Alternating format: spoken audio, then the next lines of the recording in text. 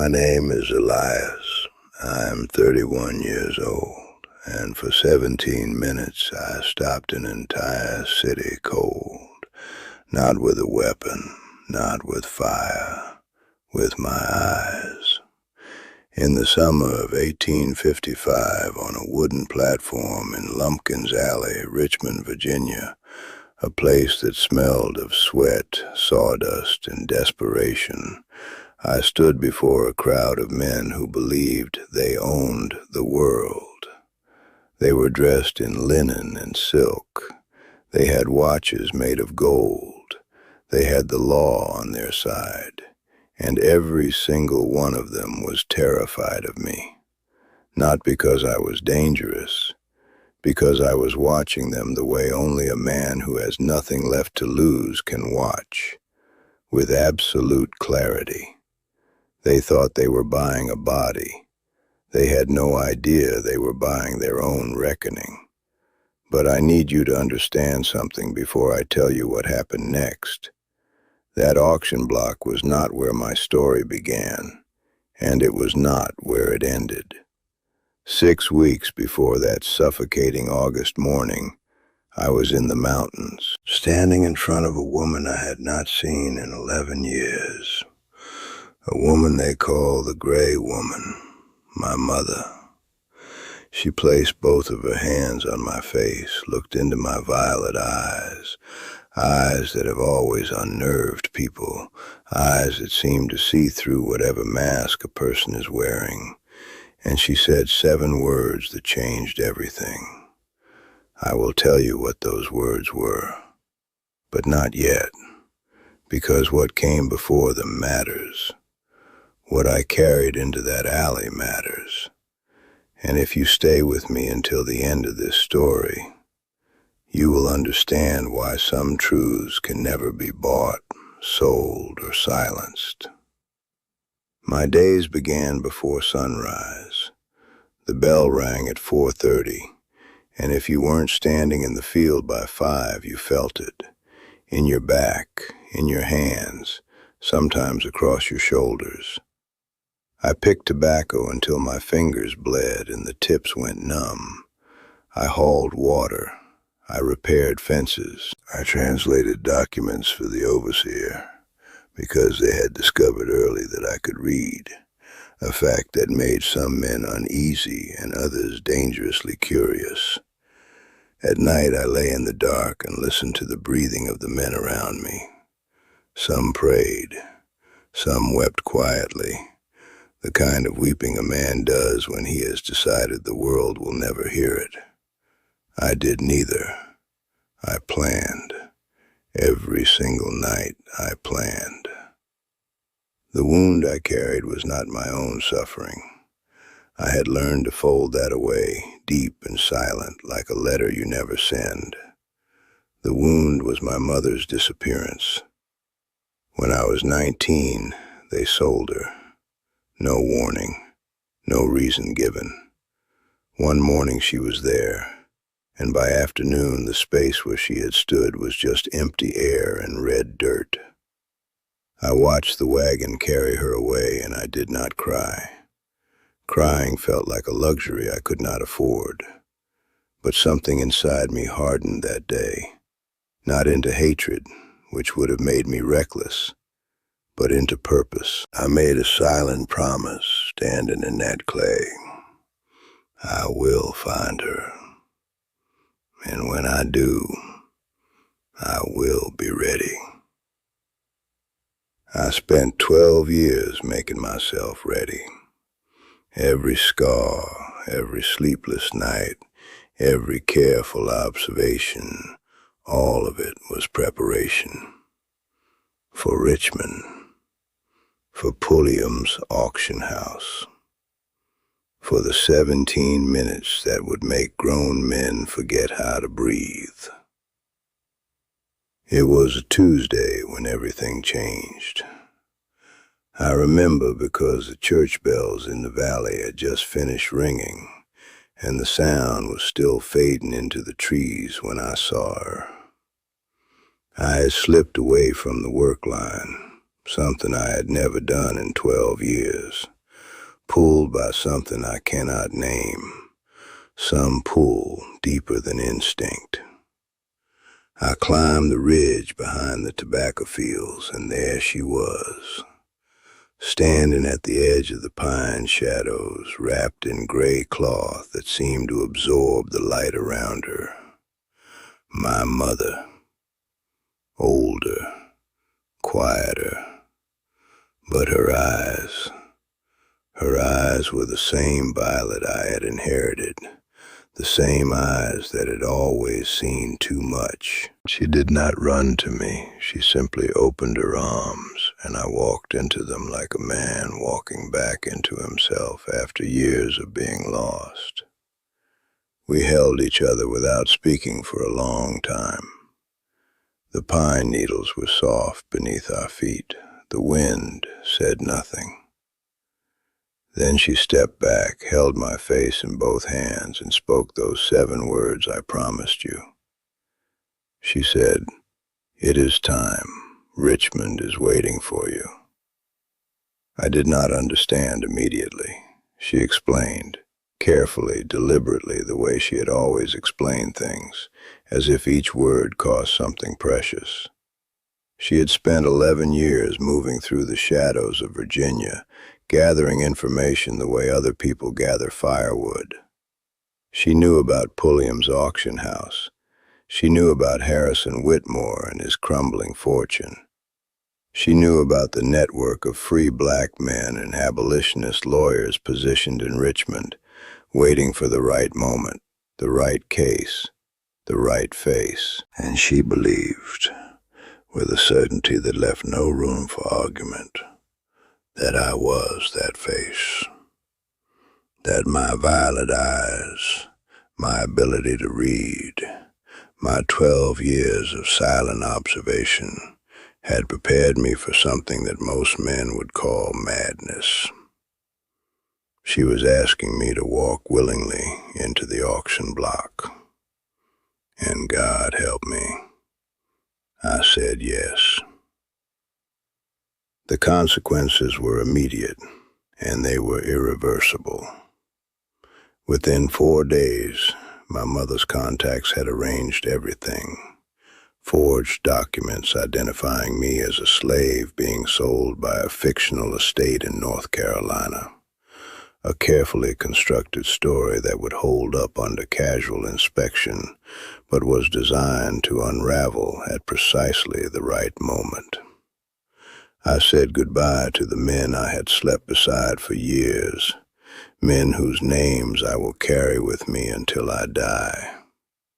I could not tell them what I was doing or why. I simply shook their hands in the dark, one by one, and walked away from Cedarwood before the 4:30 bell ever rang. The red clay was cold beneath my feet. The stars were sharp and indifferent overhead. And somewhere behind me I heard an owl call once, a sound my mother had always said meant a door was opening somewhere. I chose to believe her. I walked toward Richmond with nothing but purpose and the 7 words still ringing in my chest. James Pulliam was not a stupid man. That was the first complication. I had expected greed to make him careless, and it did, partially. But when he looked at me for the first time in his auction house, something shifted behind his eyes. He walked around me slowly, the way a man walks around something he cannot quite categorize. He examined my hands, my teeth, my posture. Then he stopped in front of my face and stared directly into my eyes for a long, uncomfortable moment. The room around us was full of noise, other men talking, papers shuffling, boots on wooden floors. But between Pulliam and me, there was a silence that felt almost physical. He finally said very quietly so that only I could hear, "Where did you come from, boy?" And I looked back at him with absolute calm and said, "North Carolina, sir, same as the papers say." He did not believe me. I could see it. But his greed was louder than his suspicion. He took the papers. His hands were trembling slightly as he signed them. That night, locked in the holding pen behind Pulliam's auction house, I lay on a thin blanket and stared at the ceiling and allowed myself, for the first and only time, to be afraid. Not of pain. I had learned to manage pain the way a sailor learns to manage the sea, with respect, but without surrender. What frightened me was the possibility of failure. Not for myself, for the men back at Cedarwood, for every person my mother had spoken to in 11 years of shadow walking, for the lawyers waiting in Richmond with their careful documents and their fragile hope. I was the center of a plan that many people had sacrificed much to construct, and I was lying on a dirt floor in the dark, wondering if I had overestimated myself. I pressed my palm flat against the cold ground and thought of my mother's voice. The greatest weapon against those who feed on lies is the naked truth. I repeated it until my heartbeat slowed, until the fear folded itself back into purpose, until I could breathe again. The morning of the auction brought a second complication, and this one nearly destroyed everything. A man named Preston, Colonel Douglas Preston to be precise, a broad-shouldered landowner from the Shenandoah Valley with a reputation for breaking what he called difficult property. He arrived early, before the other buyers, and he spoke to Pulliam in low, urgent tones that I could partially hear from the holding area. He had heard about me, about my eyes, about my ability to read, about the whispers that had apparently already begun circulating among Richmond's trading class. He wanted to inspect me privately before the auction began. Pulliam hesitated.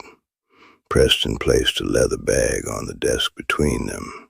The sound of coins was unmistakable even from where I stood. Pulliam called for me to be brought forward, and I walked into that room knowing that if Preston looked too closely at the documents, if he asked the wrong questions to the wrong people, the entire plan would collapse before it ever reached the auction block. Preston circled me the way a storm circles before it decides where to land. He asked me to read aloud from a newspaper he pulled from his coat pocket, a test, plainly designed to verify what he had heard. I read clearly, without hesitation, choosing a measured pace that conveyed intelligence without arrogance. He asked me about North Carolina. I answered precisely as I had rehearsed. Then he did something I had not anticipated. He pulled out a letter, handwritten, sealed with a wax stamp, and held it in front of my face.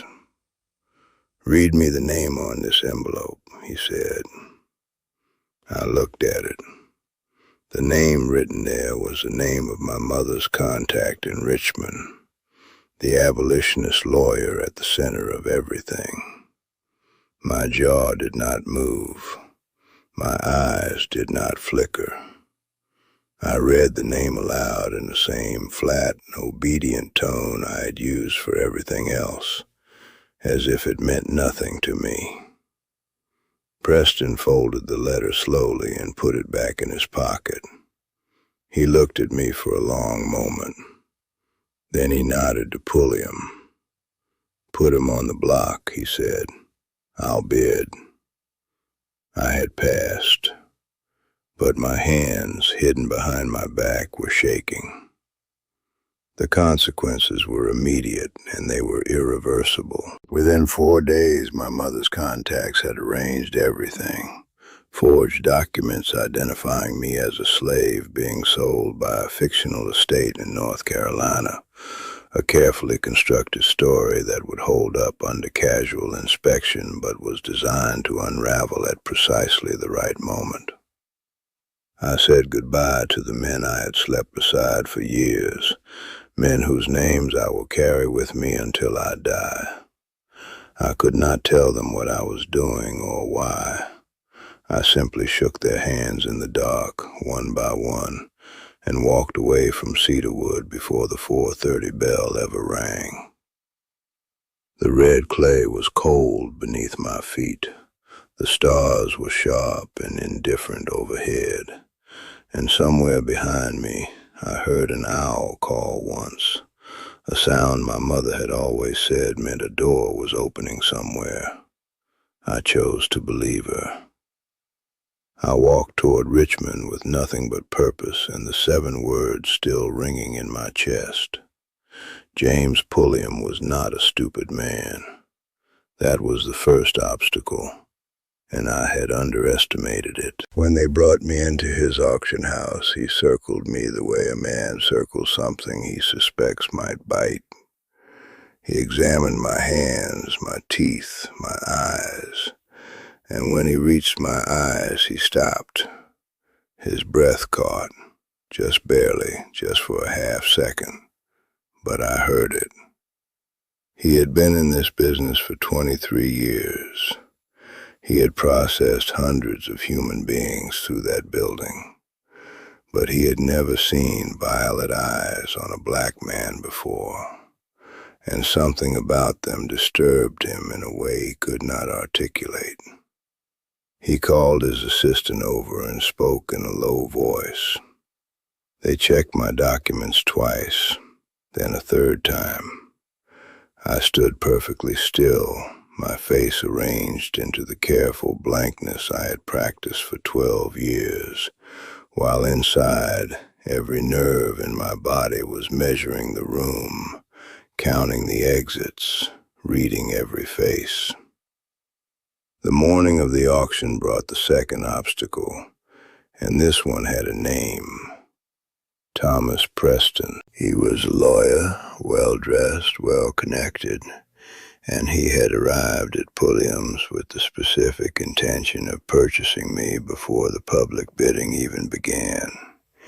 He had heard about the violet-eyed man from North Carolina, and he wanted me for his household, not for labor, but for display, a curiosity, a conversation piece for his dinner parties.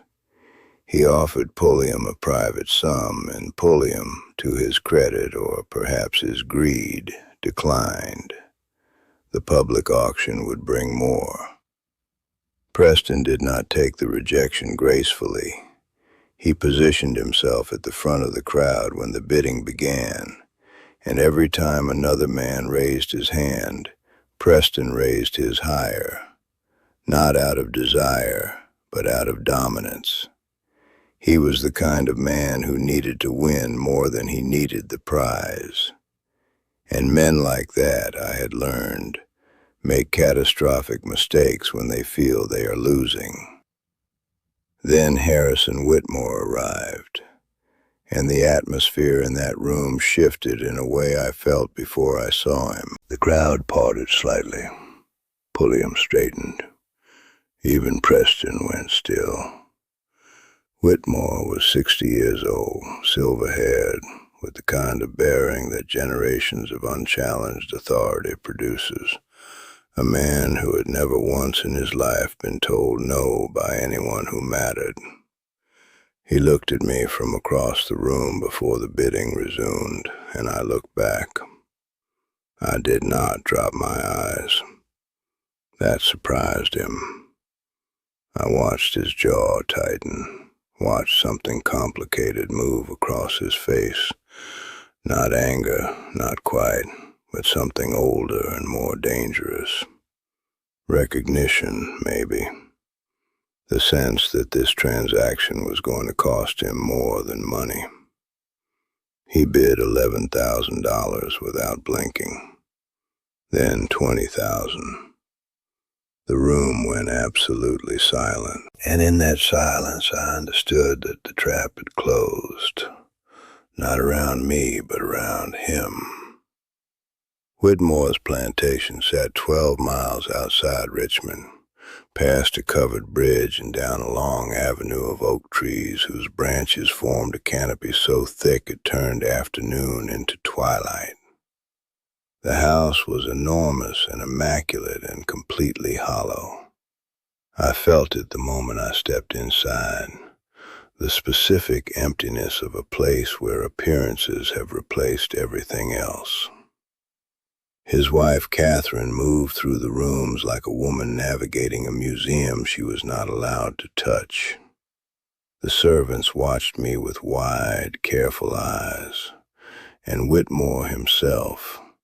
Whitmore followed me with a gaze I recognized from the auction block, that same unsettled quality, as if my presence was pulling something loose inside him that he had spent decades nailing down.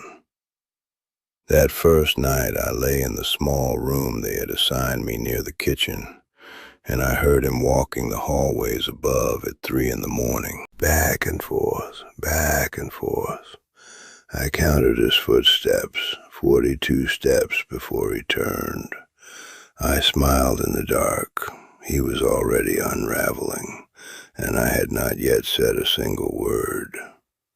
It was Catherine who showed me the letters, not intentionally. Nothing that happened in that house was ever truly intentional. It was the 3rd week of my time at Whitmore's plantation, and I had been assigned to organize the library, a task that told me everything about how Harrison Whitmore saw me. Useful, but contained. Books as barriers, knowledge as decoration. But Catherine came in one afternoon when she believed herself alone, went directly to a panel behind the 3rd bookcase, and removed a bundle of letters tied with brown cord. Her hands were shaking. She did not hear me in the corner until she turned and found my eyes on her. She froze, and in that frozen moment, I saw everything. The guilt, the exhaustion, the particular desperation of a woman who has been keeping a secret so long it has started eating her from the inside. She could have screamed. She could have called for Harrison. Instead, she sat down slowly in the leather chair by the window and said, barely above a whisper, "You already know, don't you?" It was not a question. I chose the letters. I chose them because waiting is its own kind of complicity, and I had learned that from watching men wait their entire lives for the right moment that never arrived. I made copies in my own handwriting, 3 sets, hidden in 3 different locations, and I sent word through the kitchen network that had been quietly operating beneath Whitmore's household for years. A network of people he had never once thought to notice because he had never once thought to look.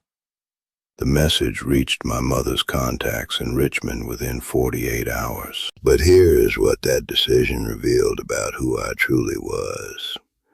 I was not the instrument of destruction I had sometimes imagined myself to be during those 12 years of planning in the dark. I was something quieter and, I think, more dangerous. I was a witness, a man who had trained himself to see clearly in conditions designed to produce blindness. And a witness, when he finally speaks, does not need fire or fury. He only needs the truth to be heard by the right ears at the right moment. That is what I gave Richmond, not vengeance. Evidence. The morning Judge Pembroke's court convened. The air in Richmond was so thick with August heat that breathing felt like a conscious effort. I was brought into that courtroom in irons, Whitmore's doing, A last, desperate assertion of control from a man who had spent 3 sleepless weeks watching his world develop hairline fractures he could not explain.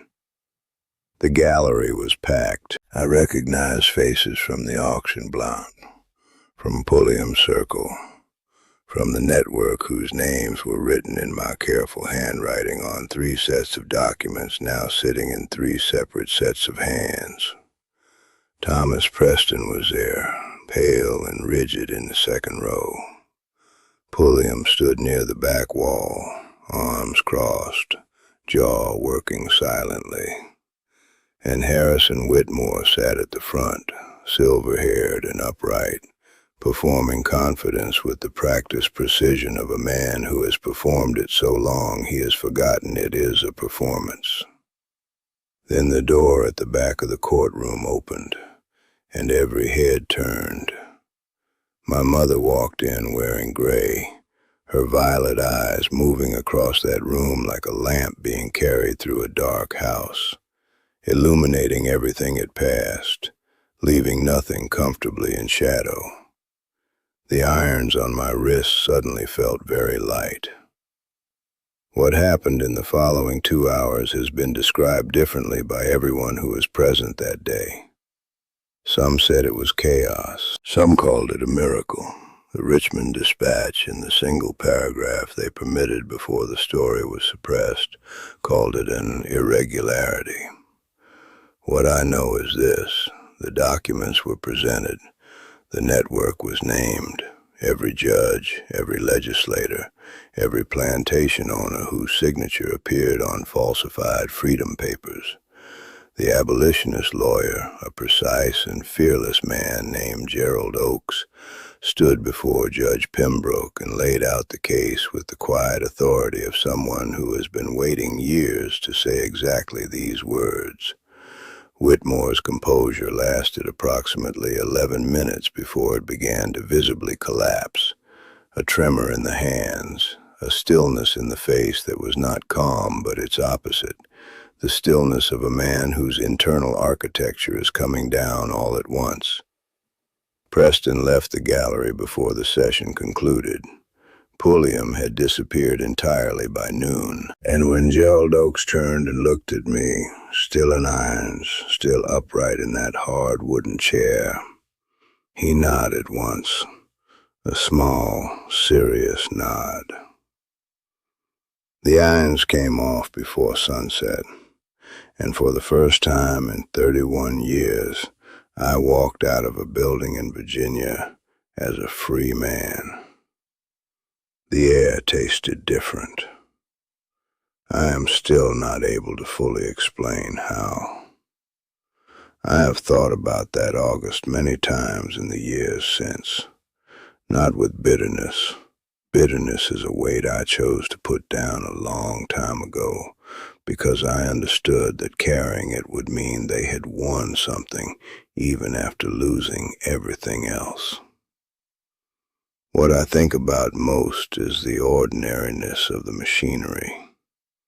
The network that had stolen more than 100 free lives was not built by monsters. It was built by ordinary men who had simply decided, one small compromise at a time, that their comfort was worth more than another person's existence. That is the truth I carry. Not the drama of the courtroom, not the irons, not even my mother's face in that doorway, though I will carry that image until my last breath. The truth I carry is simpler and more terrifying. Systems of cruelty do not require evil men. They only require enough ordinary men willing to look away. My mother and I continued moving after Richmond. There were other names, other documents, other rooms where the truth needed to be spoken aloud by someone willing to pay the price of speaking it. They called us the horror. We called it the work. And the work, as far as I can tell, is never finished. But on the days when it feels impossible, I close my eyes and I hear those 7 words again. It is time. Richmond is waiting for you. And I take one more step forward.